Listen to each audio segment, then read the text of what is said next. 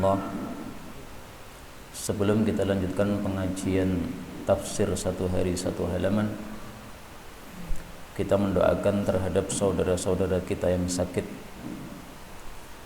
Di antaranya adalah Bapak Mei, beliau di Opnam, di rumah sakit. Demikian juga di antaranya adalah guru saya, Ustadz Supriyono, hafizahumullah ta'ala.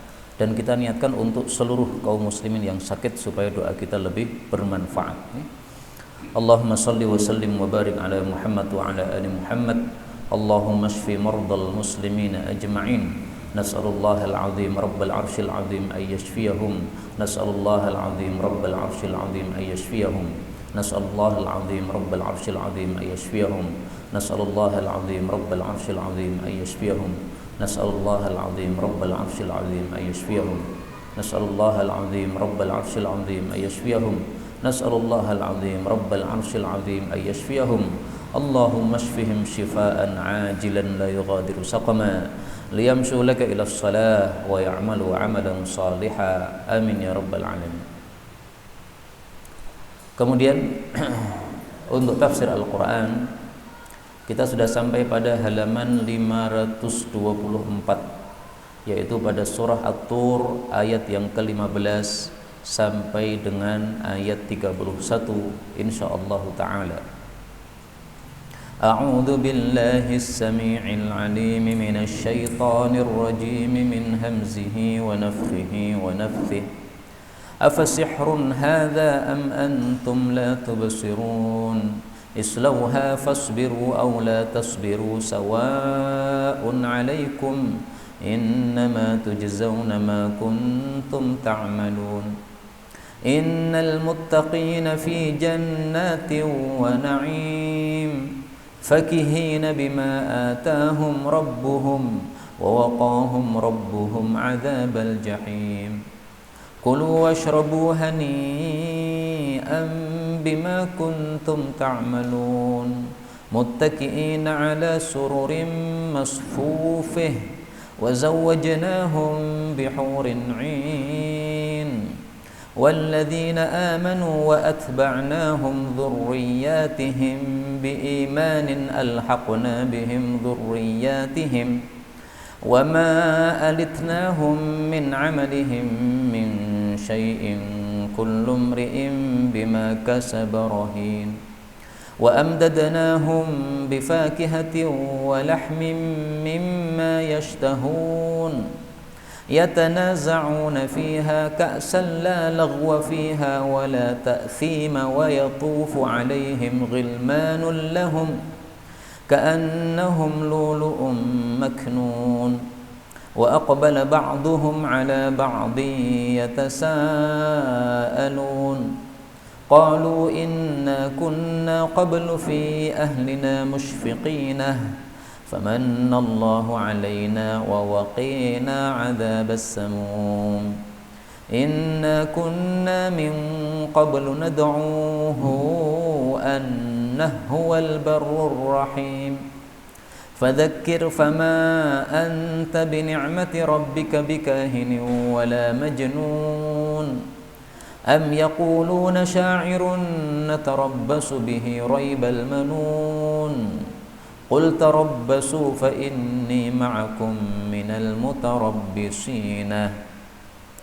Alhamdulillahirabbil alamin. Allahumma arhamna bil Qur'ani amin.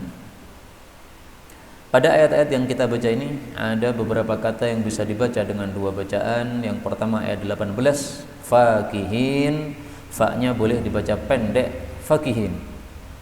Kemudian pada ayat yang ke-21 ini perubahannya cukup banyak. Wattaba'athum dzurriyyatuhum.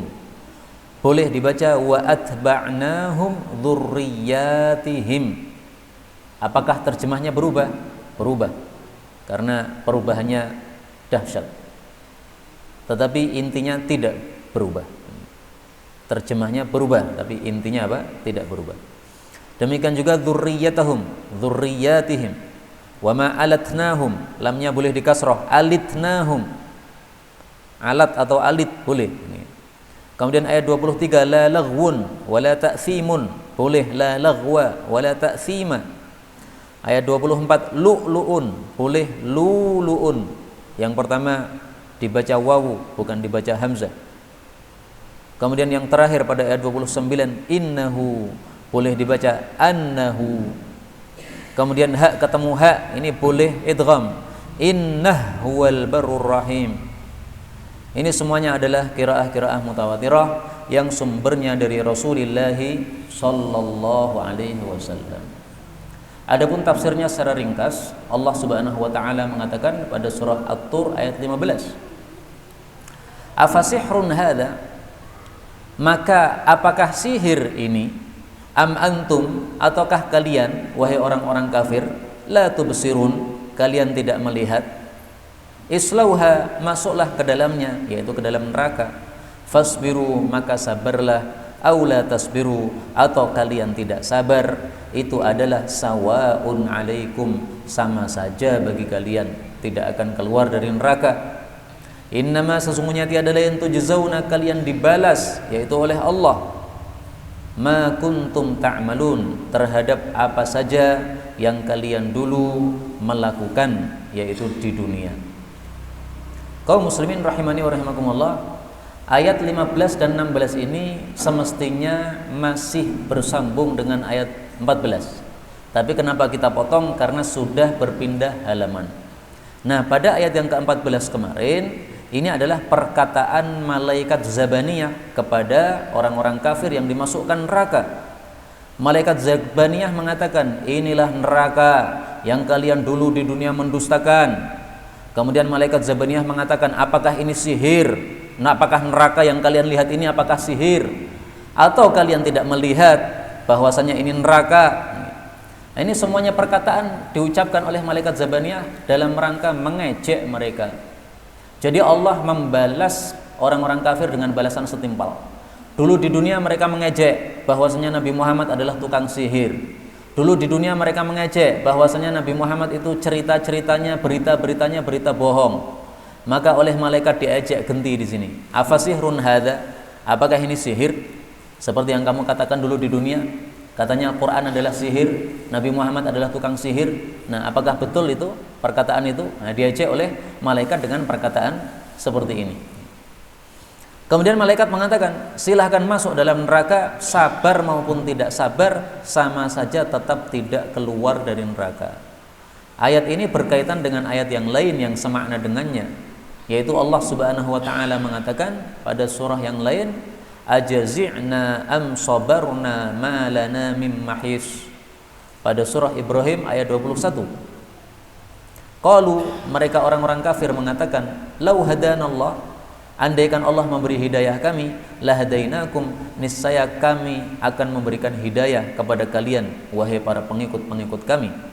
Sawaun alaina, sama saja bagi kita, ajazina, apakah kita berkeluh kesah di neraka, am sabarna, ataukah kita sabar di neraka, ma lana mim mahis, kita tidak bisa lari dari neraka. Nah, para ahli tafsir mengatakan bahwa ahli neraka itu mereka mencoba pura-pura keluh kesah, pura-pura sabar. Dicoba selama 100 tahun, 100 tahun. Mereka bisik-bisik sesama mereka, yuk kita keluh kesah. Sehingga dengan keluh kesah ini kita akan ditoleh oleh Allah. Allah akan kasihani kita sehingga kita dikeluarkan dari neraka. Mereka mencoba berkeluh kesah selama 100 tahun. Setelah 100 tahun ternyata tidak ada gunanya sama sekali. Maka mereka bisik-bisik lagi, mari kita pura-pura sabar, tidak berkeluh kesah, diam aja sudah, meskipun merasakan kesakitan di neraka. Dicoba 100 tahun lagi, ternyata tidak ada gunanya lagi. Maka mereka mengatakan sawaun alaina ajazi'na am sabarna ma lana mim mahis. Ini riwayat diriwayatkan oleh Imam Tabari dari perkataan para ulama salaf ahli tafsir. Kemudian di sini Allah mengatakan, tiada lain kalian dibalas apa yang kalian dulu amalkan di dunia. Jadi Allah memberikan balasan yang setimpal terhadap amalan mereka. Nah, amalan mereka apa? Disebutkan oleh Allah pada surah yang lain, surah An-Naba ayat 26, jazaan wifaqa. Neraka itu balasan yang setimpal. Untuk amalan apa? Innahum kanu la yarjuna hisaba. Mereka tidak percaya tentang hisab. Wa kadzdzabu bi ayatina kidzdzaba. Mereka mendustakan ayat-ayat Allah. Nah, ini tingkah mereka di dunia. tidak percaya ada hisab, kemudian mendustakan ayat-ayat Al-Quran. Balasannya apa? Neraka. Itulah yang dimaksud innama tujzauna ma kuntum ta'malun. Kemudian pada ayat-ayat berikutnya 17 dan seterusnya, ini Allah bicara tentang ahli jannah. Maka ayat-ayat ini termasuk ayat-ayat masani. Ayat masani itu bagaimana? Ayat-ayat yang bicara setelah neraka kemudian bicara tentang surga, tentang kenikmatan setelah bicara tentang siksa, tentang kebaikan setelah bicara tentang keburukan. Ini sifat seperti ini. Kenapa? Karena Allah pengen manusia ini punya dua sifat yang sempurna. Roja sama khauf. Roja mengharap rahmat Allah, khauf takut kepada rahmat Allah. Ini harus seimbang. Kalau tidak seimbang, itu seperti seekor burung, dia punya sayap tapi tidak seimbang sayapnya. Dua sayapnya tidak seimbang. Ini akhirnya jadi tidak bagus dalam terbangnya. Maka orang beriman juga begitu, sikap khauf dan roja harus imbang. Maka Allah mengatakan innal muttaqina, sesungguhnya orang-orang yang bertakwa, fi jannatin, di dalam jannah-jannah, wa na'imin, dan kenikmatan-kenikmatan yang banyak. Jadi naim itu bukan hanya kenikmatan, tapi kenikmatan yang banyak. Karena itu di dalam jannah kenikmatannya tidak hanya satu dua, tapi lengkap, total lengkap, tidak ada yang kurang. Kalau di dunia kenikmatan apapun pasti kurang. Coba cari orang terkaya di dunia, apakah kenikmatannya sudah sempurna? Pasti tidak. Banyak orang kaya, hartanya banyak, rumahnya banyak, mobilnya banyak, mungkin juga istrinya atau perempuannya banyak, tapi dia kehilangan satu kenikmatan, yaitu kebahagiaan, nggak dapet. Nah, ini susah kayak begini. Tapi ada juga orang miskin tapi bahagia, senyum terus setiap hari, seperti panjenengan ini dan saya juga, senyum setiap hari. Meskipun mungkin apa? Hartanya sedikit, nggak ada masalah. Nah, berarti kan kenikmatan juga kurang sempurna. Karena kita uangnya sedikit, tetapi bahagia sudah kita dapatkan. Alhamdulillahi rabbil alamin. Karena itu Allah mengatakan kenikmatan dalam jannah ini fakihina, mereka bahagia, bima atahum, dengan sebab apa yang telah memberikan kepada mereka rabbuhum, rabb mereka, wa waqahum, dan menjaga mereka rabbuhum, rabb mereka, adzabal jahim, dari siksaan neraka jahim. Jahim ini adalah nama lain dari neraka jahanam karena sifatnya adalah jahim, yaitu apinya sangat menjilat-jilat dahsyat. Kaum muslimin rahimani wa rahimakumullah, dari ayat ini kita paham bahwasanya keberuntungan di akhirat itu berarti dua. Pertama, masuk ke dalam jannah. Kedua, selamat dari neraka. Karena itulah saya sering berdoa di majelis-majelis seperti ini, mudah-mudahan semua kita masuk jannah tanpa hisab, tanpa adzab. Amin ya rabbal alamin. Kalau kita masuk jannah tetapi masuk neraka dulu, yaitu bahagia tapi kurang sempurna. Yang sempurna adalah fakihina bima atahum rabbuhum, senang karena diberi jannah oleh Allah, wa waqahum rabbuhum adzabal jahim, dijaga dari neraka. Ini kenikmatan yang sempurna kayak begini. Kemudian Allah mengatakan kulu, makanlah, washrabu, dan minumlah, yaitu di dalam jannah, hani'an, dalam keadaan nyaman, bima kuntum, dengan sebab apa-apa yang kalian dulu di dunia ta'malun, beramal. Jadi kenikmatan jannah diberikan oleh Allah. Kenapa? Karena kita di dunia berpayah-payah. Maka ringkasnya, siapa yang bersenang-senang di dunia dengan melanggar aturan Allah akan dibikin sengsara oleh Allah di neraka. Tapi sebaliknya, siapa yang sengsara atau berlelah-lelah karena mengikuti aturan Allah, maka dia akan dibikin senang oleh Allah Subhanahu wa taala. Jangan milih senang terus ya. Senang di dunia, senang di akhirat, nggak bisa. Namanya mau senang di akhirat harus lelah di dunia. Sebagaimana sabda Nabi SAW, beliau mengatakan, ad-dunya sijnul mu'min wa jannatul kafir. Dunia itu seperti bui bagi orang-orang beriman dan seperti surga bagi orang-orang kafir. Maksudnya di dunia orang beriman itu terbatas. Begini nggak boleh, begini nggak boleh, begini nggak boleh. Memang ada aturan hidup ini. Karena hidup ini yang membuat Allah. Kita hidup di bumi, bumi milik Allah. Allah punya aturan. Karena kita hidup di tempatnya Allah Subhanahu wa taala. Kalau orang kafir hidup bebas tanpa peduli aturan, nabrak-nabrak, mereka nggak peduli. Nah, tapi mereka nanti dibalik oleh Allah di akhirat akan diberi bui sementara orang-orang beriman akan diberi surga. Ini hadis riwayat Muslim, derajatnya berarti sahih. Tapi kemudian bagi bapak-bapak, ibu-ibu yang sudah sering mengaji, ayat ini pasti menimbulkan pertanyaan. Kenapa? Karena dalam hadis disebutkan orang itu masuk surga itu bukan karena amalnya. Sementara di sini dikatakan makanlah, minumlah dengan nyaman dengan sebab amalmu. Loh, jadi yang benar nih gimana? Kita masuk surga karena amal kita atau bukan karena amal kita? Nah, mari kita lihat dalilnya. Bi amalihi. Rasulullah sallallahu alaihi wasallam bersabda,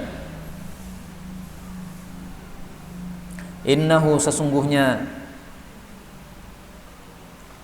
i'lamu sesungguh ketahuilah, annahu bahwasanya la yanjua ahadun minkum, tidak akan selamat siapapun dari kita dari neraka, bi amalihi gara-gara amalannya, enggak. Wala ana, saya pun juga tidak, illa ayyataghammadanillahu birahmatin minhu wa fadlin. Akan tetapi Allah yang menyelubungi kita dengan rahmat dan karunia-Nya sehingga kita selamat dari neraka, masuk surga. Hadis riwayat Muslim. Jadi ringkasnya, orang muslim masuk surga itu bukan karena amalnya, tapi karena rahmat Allah. Kenapa? Amal kita di dunia hanya sedikit, dan amal kita di dunia enggak sempurna. Kita sholatnya apakah khusyuk sempurna? Enggak. Kita dikasih usia 60 tahun, apakah 60 tahun ini ibadah total atau maksiat? Ternyata ibadah campur maksiat juga. Nah, berarti kita ini enggak sempurna. Sehingga amal kita untuk membeli surga itu enggak cukup. Surga mahal harganya. Inna sil'atallahi ghaliyah, kata Nabi SAW. Dagangannya Allah itu mahal, surga kekal. Masa dibayar dengan amal kita yang segini ini, yang murah kayak gini, yang sepele kayak gini, yang tidak sempurna gini? Enggak mungkin. Nah, karena itu benar kata Nabi SAW, kita masuk surga bukan karena amal. Adapun ayat ini tadi, makanlah, minumlah di dalam jannah dengan sebab amal kalian, ini tidak bertentangan. Kenapa? Kita masuk jannah karena rahmat Allah semata-mata. Rahmat Allah diberikan kepada kita gara-gara amal kita. Nah, maka runtutannya adalah kita masuk surga. Kenapa? Karena kasih rahmat Allah. Kenapa Allah kasih rahmat? Karena kita beramal di dunia dengan amalan yang baik.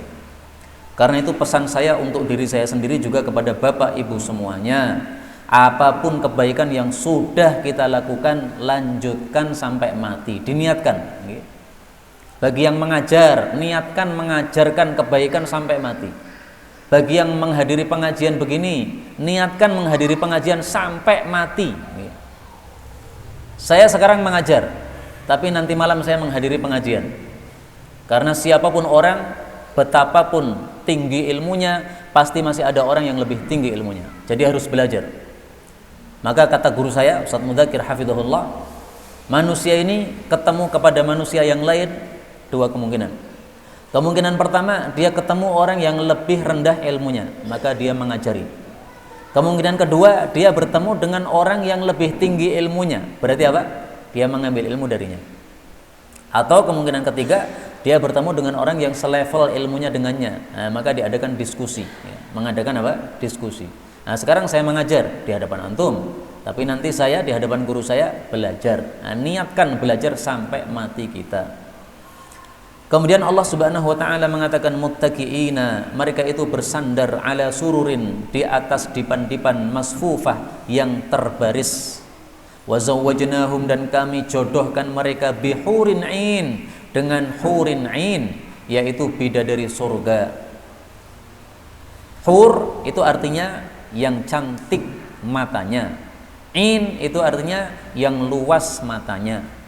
Tapi jangan salah paham, oh berarti cantiknya hanya di mata. Tidak, karena ini adalah mewakili. Kalau matanya cantik berarti yang lain-lainnya apa? Cantik semuanya, itu maksudnya. Nah, karena itu bapak-bapak, ibu-ibu, bapak-bapak ya, bukan ibu-ibu. Nah, tenang saja, kalau istrinya di dunia hanya satu, nggak ada masalah. Karena kalau masuk jannah nanti akan diberikan istri-istri yang banyak, hurin ain. Karena itu kita boleh minta doa kepada istri kita. Wahai istriku, kalau engkau sayang sama aku, doakan supaya istriku menjadi banyak. Nah, istri kita kaget, wah piye maksudnya? Maksudnya istri di dalam surga. Nah, coba nanti pulang dari pengajian bawa oleh-oleh nih, Wak. Kan istrinya kan mendoakan kita. Baik, kita lanjutkan. Perhatikan kata-kata ini. Disebutkan surur, dipan. Kemudian disebutkan zawwajnahum, istri. Kalau disebutkan dipan sama istri bergandengan, pemikiran kita pasti ngapain ini? Nah, nggak usah dijawab ya. Udah paham semuanya. Dan jawabannya ada dalam Al-Quran pada surah Yasin ya, yang sering dibaca orang. Surat Yasin ini karena terkenal, padahal tidak ada satupun hadis yang sanadnya sahih secara bersih tentang fadilah Yasin. Tapi dalam surat Yasin disebutkan ayat 55, Inna ashabal jannah, sesungguhnya penghuni-penghuni jannah, al-yauma, pada hari ini, yaitu di surga, fi syughulin, di dalam kesibukan, fakihun, mereka bersenang-senang. Jadi ahli jannah ini di dunia sibuk dengan ibadah, maka di akhirat oleh Allah juga dibikin sibuk. Sibuknya apa? Sibuk bersenang-senang. Bersenang-senang sama siapa? Hum wa azwajuhum, mereka dan istri-istri mereka.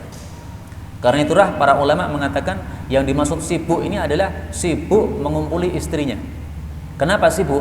Karena setelah selesai mengumpuli istri, begitu bangkit, istrinya dalam surga ini perawan lagi, dikumpuli lagi, selesai perawan lagi, wis rampung-rampung. Maka inilah kesibukan ahli jannah. Nah, mudah-mudahan kita semuanya menjadi sibuk di dalam jannah. Amin ya rabbal alamin. Walladzina amanu, dan orang-orang yang beriman, wa atba'nahum, dan kami iringkan mereka, atau wattaba'athum, dan mengikuti mereka, dzurriyyatuhum, keturunan mereka, biimanin, dengan keimanan, alhaqna bihim, maka kami susulkan kepada mereka, dzurriyyatahum, keturunan mereka, wa ma alitnahum, dan kami tidak mengurangi mereka, yaitu orang-orang beriman tadi, min amalihim, dari amal mereka, min syai', sedikit pun. Kenapa? Karena kullu mri'in, setiap orang itu, bima kasaba, dengan apa yang dia lakukan, rahinun, dia tergadai. Ini maksudnya fadilah orang-orang yang beriman dan soleh. Fadilahnya apa? Fadilahnya untung anak turun mereka. Anak turun mereka seandainya juga termasuk orang-orang beriman, meskipun derajatnya, kesolehannya lebih rendah daripada bapaknya atau kakeknya, tapi nanti bisa disusulkan kepada kakeknya yang surganya di atas. Karena itu beruntung bagi orang yang punya bapak yang soleh, beruntung bagi orang yang punya kakek yang soleh. Kenapa? Karena meskipun kita solehnya kurang, tapi nanti bisa nyusul kepada bapak dan nenek kita di dalam surga. Karena itu kalau kita pengen anak-anak kita derajatnya tinggi, nah, maka hendaklah kita menjadi orang tua yang soleh, sehingga nanti menguntungkan keturunan-keturunan kita. Ini orang-orang yang soleh derajatnya tinggi dalam surga. Anak-anaknya derajatnya biasa, bisa nyusul ke atas. Kenapa? Disusulkan oleh Allah. Alhaqna bihim. Tapi ada syaratnya ya. Wattaba'athum dzurriyyatuhum biiman. Sama-sama beriman. Tapi kalau tidak beriman, enggak ada gunanya. Kan'an, anaknya Nabi Nuh, kafir dia. Apakah dia nanti akan masuk surga gara-gara Nabi Nuh surganya di atas? Enggak bisa. Abu Jahal, apakah dia akan masuk surga karena dia termasuk kerabat Rasulullah sallallahu alaihi wasallam? Di sini kerabat enggak berguna. Kenapa? Kafir. Karena itu mudah-mudahan semua kita dan juga anak keturunan kita masuk surga dalam kondisi aman, tanpa hisab, tanpa adab. Amin ya rabbal alamin. Nah sekarang ketika orang-orang yang derajatnya di atas, kemudian anak turunnya disusulkan ke atas, apakah itu mengurangi amalan dari kakek-kakek tersebut? Allah jawab tidak. Wa ma alatnahum min amalihim min syai'. Kami tidak mengurangi amalan mereka atau pahala mereka sedikit pun dengan sebab disusulkannya cucu-cucu mereka atau anak-anak mereka ke atas, enggak. Kenapa? Karena masing-masing orang itu tergadai dengan amalnya sendiri. Maksudnya setiap orang tidak akan menanggung dosa orang lain. Cucu kita berbuat dosa, apakah kita sebagai kakek berdosa? Tidak. Anak kita melanggar aturan Allah, apakah kita sebagai bapak menanggung dosa? Tidak. Tapi kita wajib melakukan amar ma'ruf nahi mungkar. Melihat anak minum minuman keras, bapaknya diam saja, rela, yaitu sama-sama dosa kalau begitu. Kalau bapaknya nahi mungkar, anaknya nekat, maka itu sudah bukan tanggung jawab bapaknya lagi. Allah mengatakan wa amdadnahum, dan kami berikan kepada mereka bifaqihatin, buah-buahan, walahmin, dan daging, mimma yashtahun, dari apa yang mereka inginkan, dari apa saja yang mereka inginkan. Nah, ini menunjukkan bahwa buah apapun di surga ada, daging apapun di surga ada kalau kita menginginkan. Andaikan ahli jannah pengen daging tikus, andaikan loh, saya nggak mengatakan begitu, andaikan pasti ada. Andaikan ada ahli jannah pengen buah talok, berarti apa? Ada talok di dalam surga. Dalilnya apa? Ini mimma yashtahun, apapun yang kamu inginkan, buah-buahan ada semua. Kemudian di sini kita ambil pelajaran, Allah sebutkan buah dulu baru daging. Ini menunjukkan secara tidak langsung cara makan itu adalah buah dulu baru kemudian makan besar. Maka saya nggak setuju dengan orang-orang Jawa, gedang digeget bubar madang. Salah, gedang digeget sadurung madang.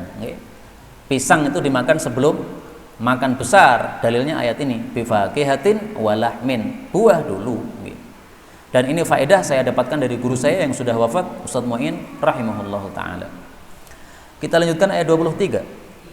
Allah mengatakan yatanaza'una, mereka itu saling memberi, fiha, di dalam jannah, ka'san, gelas minuman keras, la laghwa, tidak ada kesia-siaan, maksudnya tidak ada perkataan yang sia-sia, fiha, di dalam jannah, wala ta'thima, dan tidak ada perbuatan dosa di dalam jannah. Ini ayat menggambarkan dua hal. Pertama, menggambarkan keharmonisan yang sangat dahsyat antara ahli surga. Nggak ada permusuhan. Dan ini perbedaan kondisi dunia dan surga.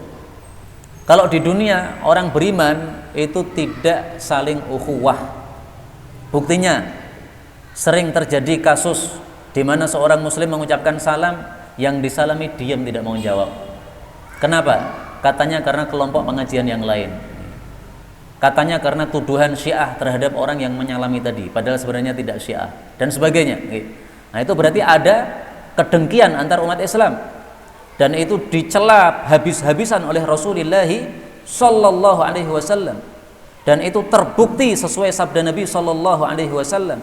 Nabi tidak pernah bohong ketika Nabi mengatakan dabba ilaikum daul umam, merembet kepada kalian wahai umat Islam penyakit umat-umat terdahulu sebelum kalian, al-hasadu, saling iri, wal baghdha, saling benci sesama muslim, sama-sama ngajinya Quran sunnah tetapi disalami nggak mau jawab. Ini model fikih apa kayak begini? Siapa guru yang ngajari kayak begitu itu saya yakin gurunya iblis kayak begitu. Gurunya siapa? Iblis kayak gitu. Saya mengatakan gurunya iblis itu ada dalilnya.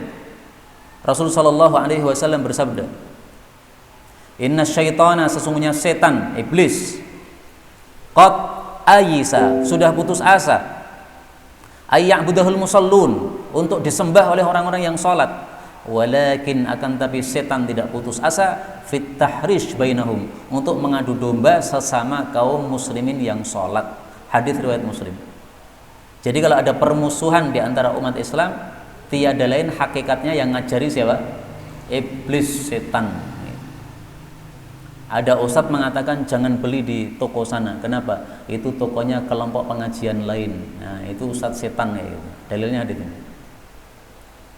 Kalau ada kelompok sana itu salam nggak usah dijawab, melengos saja. Nah, itu ustadz iblis kayak begitu. Dalilnya hadis ini, riwayat Muslim. Naudzubillah, jangan sampai begitu. Karena itu saya sarankan bapak-bapak, ibu-ibu kalau mau ngaji ke tempat manapun, paling bagus tuh sholat istikharah. Saya kalau mau ngajar itu sholat istikharah loh Pak. Kenapa? Karena sholat istikharah itu menyebabkan amalan kita jadi dibarokai oleh Allah dan dimudahkan oleh Allah. Panjenengan ngaji, kalau salah tempat jadi salah paham panjenengan. Maka istikharah kepada Allah, ya Allah saya mau ngaji di tempat ini. Istikharah 2 rakaat di dalam rumah, kemudian berangkat ke pengajian. Insya Allah dibarokai oleh Allah Subhanahu Wa Taala. Tidak mungkin panjenengan nyasar pada pemahaman-pemahaman sesat seperti yang saya contohkan tadi.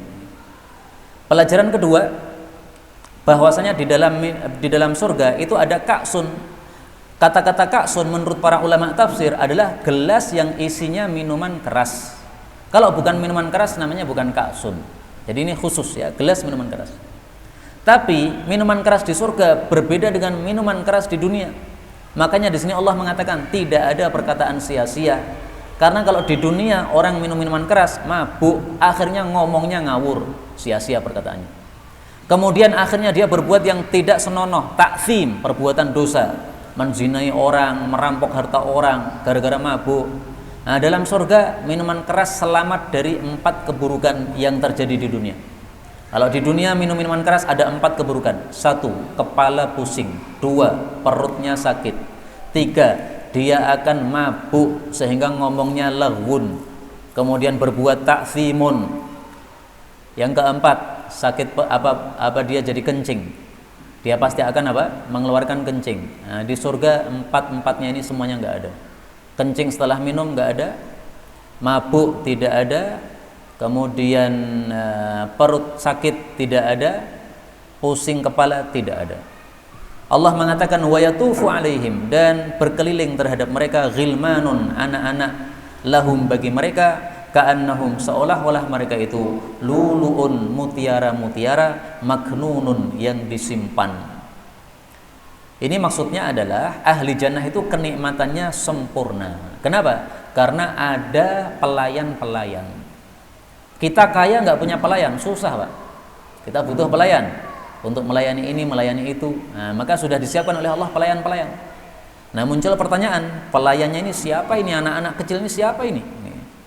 Kita temukan jawabannya di dalam hadis yang sahih. Rasulullah Shallallahu Alaihi Wasallam bersabda, atfalul musyrikin, anak-anak kecilnya orang-orang musyrik itu khadamu ahlil jannah, akan menjadi pelayan-pelayan ahli jannah. Hadis riwayat Tabarani sahih. Jadi maksudnya orang-orang kafir yang punya anak kecil mati sebelum balik. Anak kecil kan nggak punya dosa. Nah, nasibnya anak kecil gimana? Apakah masuk neraka bersama bapak-bapak mereka? Tidak.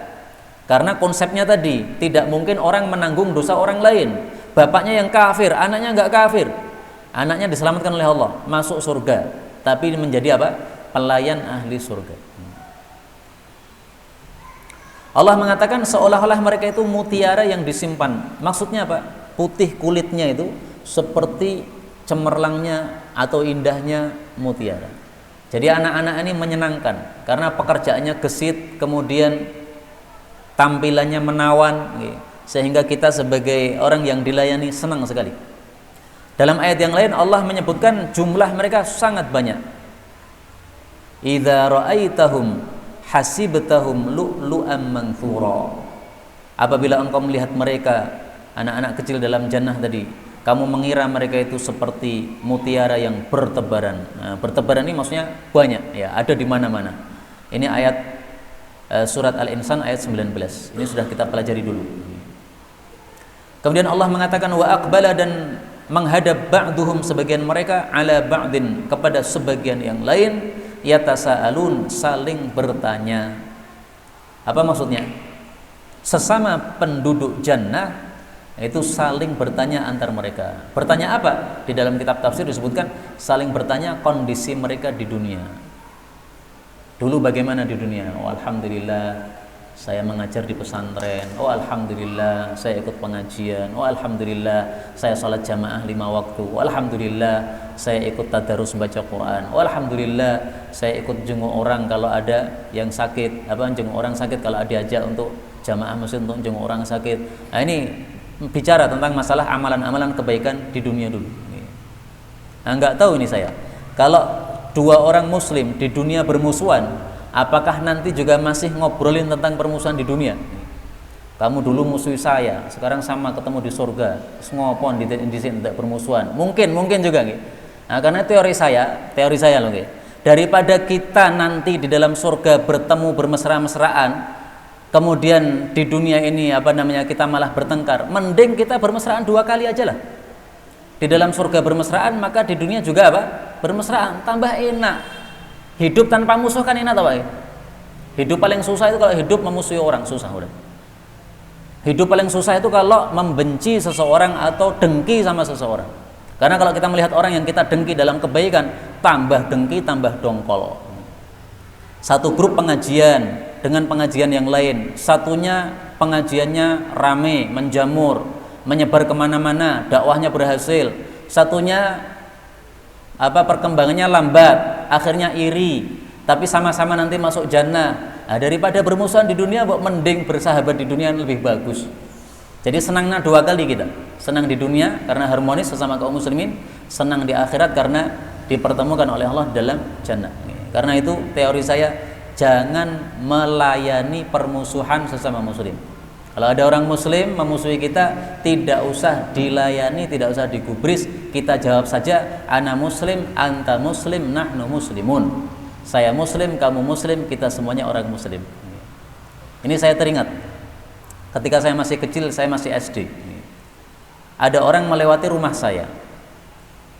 Saya waktu itu meskipun masih SD tapi sudah paham bahasa Arab sedikit-sedikit.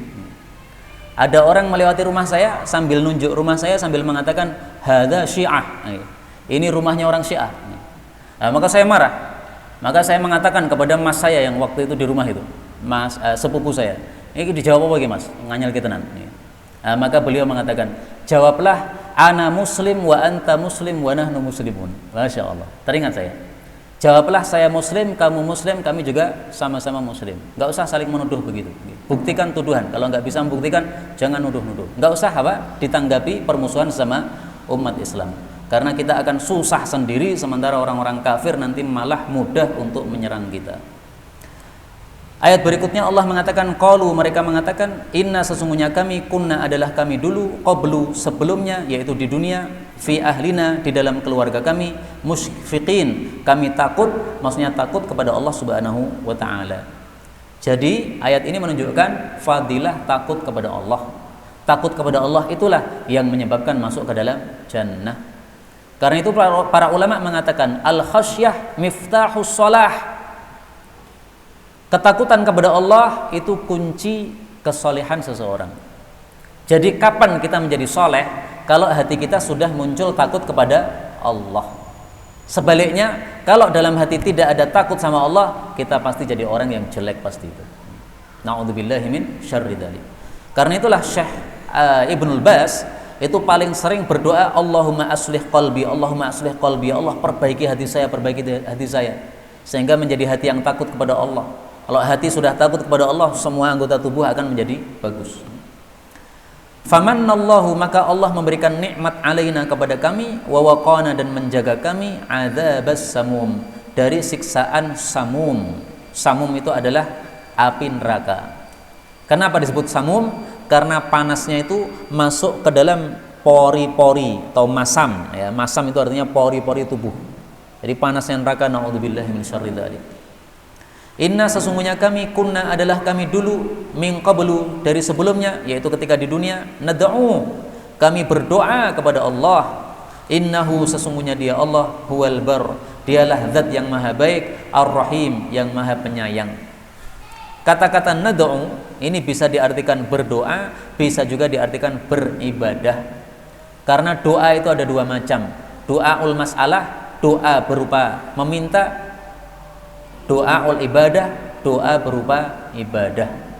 Dua-duanya masuk di sini. Kami dulu beribadah kepada Allah, kami dulu minta kepada Allah Subhanahu wa taala. Minta apa? Minta masuk surga, minta selamat dari neraka. Maka Allah kabulkan. Itulah makna al-barru. Allah maha baik. Maha baik maksudnya gimana? Memberikan kepada hambanya apa yang diminta. Fadzakir, maka berilah peringatan dengan Al-Qur'an. Fama anta, maka tidaklah kamu Muhammad, bi ni'mati rabbika, demi nikmat Tuhanmu, kamu tidak bikahinin, kamu tidaklah kahin, dukun, wala majnun, kamu juga bukan orang gila. Jadi maksudnya Nabi Muhammad SAW tidak seperti yang dituduhkan oleh orang-orang kafir. Sebagian mereka mengatakan dia dukun, sebagian mereka mengatakan dia orang gila, sebagian mereka mengatakan dia tukang sihir, sebagian mereka mengatakan dia tukang syair. Empat ini semuanya sudah ditolak oleh Allah Subhanahu wa taala dalam banyak ayat. Ini salah satunya. Allah mengatakan am yaqulun, apakah mereka mengatakan syairun, Muhammad tukang syair. Natarabbasu bihi, kami menunggu terhadap Muhammad itu roiba, malapetaka, almanun, suatu masa.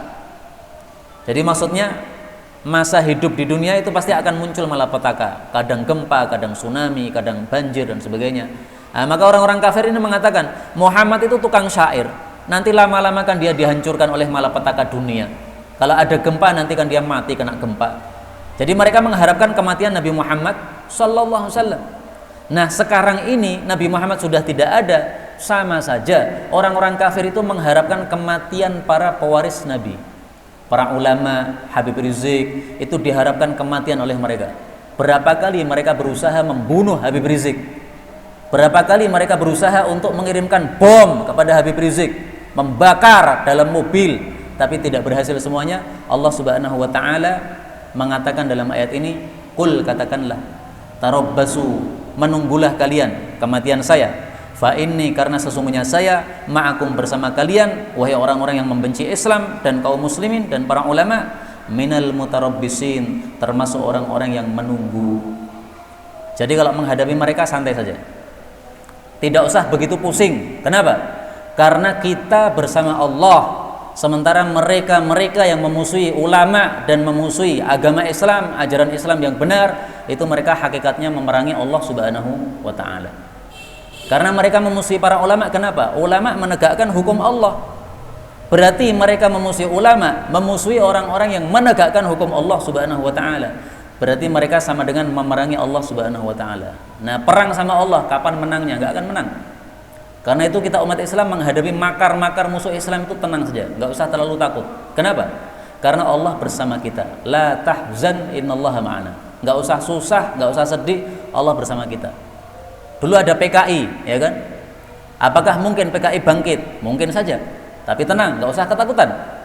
Bukan berarti kita santai kemudian membiarkan PKI bangkit, bukan. Ya.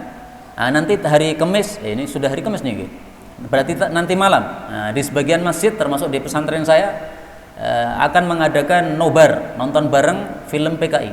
Nah, ini supaya umat Islam ini sadar terus bahwasanya PKI itu sangat bahaya. Kalau dibiarkan maka mereka akan bisa kembali lagi. Salah orang yang mengatakan setiap tahun disetelkan PKI. Memang tidak ada masalah yang lain, masalah kemiskinan di masyarakat Indonesia, masalah kesehatan dan sebagainya. Daripada membahas masalah-masalah lalu, mending membahas yang sekarang diperlukan. Ini perkataan batil kayak gini. Karena kalau kita tidak waspada, bisa saja mereka kembali sekali lagi untuk menguasai Indonesia ini. Karena itu jangan lengah. Maka saya sangat setuju kalau di masjid-masjid, di pesantren-pesantren, umat Islam ini diberikan pengetahuan tentang PKI, bagaimana bahaya mereka. Termasuk salah satu korban PKI adalah tetangga saya, Mbah Amir, masih hidup. Orang PKI pada malam hari mereka bermusyawarah habisi Mbah Amir, karena Mbah Amir itu adalah penceramah ulung pada waktu itu. Saya nggak tahu tahun berapa, mungkin sebelum lahirnya saya. Kemudian Mbah Amir ini diberitahu oleh pelayan beliau, batur beliau. Baturnya ini ternyata istrinya pentolan PKI di Ngeruki. Mbah Amir, segera pergi dari sini karena nanti malam panjenengan akan dibunuh. Maka beliau kemudian membawa anak istrinya pergi dari rumah tersebut malam-malam. Perginya bukan dari pintu biasa, tapi dari pintu belakang. Karena kalau keluar dari pintu biasa, di jembatan itu sudah banyak PKI yang mencegat. Maka beliau keluar dari pintu belakang, nyebrang sungai, rumahnya pas mepet sungai. Kemudian akhirnya nyebrang Pringgolayan, kemudian lari ke daerah Semanggi katanya, karena punya kerabat di daerah Semanggi. Selama di Semanggi sampai sekarang masih hidup. Kalau pengen bertanya tentang kisah beliau secara